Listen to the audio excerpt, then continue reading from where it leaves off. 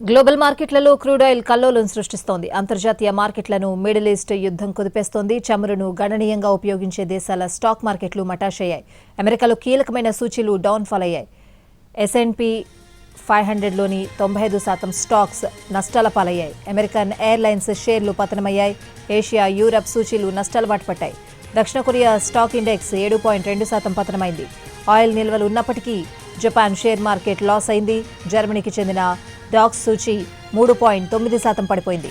భారత స్టాక్ మార్కెట్పై గ్లోబల్ మార్కెట్ల ప్రభావం పడే అవకాశం ఉంది. గ్యాప్ డౌన్తో సెషన్ ప్రారంభం కావచ్చనే అభిప్రాయం వినిపిస్తోంది. గ్లోబల్ మార్కెట్లలో క్రూడ్ ఆయిల్ కల్లోలం సృష్టిస్తోంది. అంతర్జాతీయ మార్కెట్లను మిడిల్ ఈస్ట్ యుద్ధం కుదిపేస్తోంది. చమురును గణనీయంగా ఉపయోగించే దేశాల స్టాక్ మార్కెట్లు మటాషయ్యాయి. అమెరికాలో కీలకమైన సూచీలు డౌన్ ఫాల్ అయ్యాయి. S&P 500లోని 95% స్టాక్స్ నష్టాల పాలయ్యాయి. అమెరికన్ ఎయిర్లైన్స్ షేర్లు పతనమయ్యాయి. ఏషియా, యూరప్ సూచీలు నష్టాల బాట పట్టాయి. దక్షిణ కొరియా స్టాక్ ఇండెక్స్ 7.2% పతనమైంది.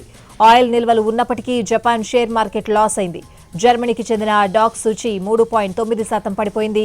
భారత స్టాక్ మార్కెట్పై గ్లోబల్ మార్కెట్ల ప్రభావం పడే అవకాశం ఉంది. గ్యాప్ డౌన్తో సెషన్ ప్రారంభం కావచ్చనే అభిప్రాయం వినిపిస్తోంది.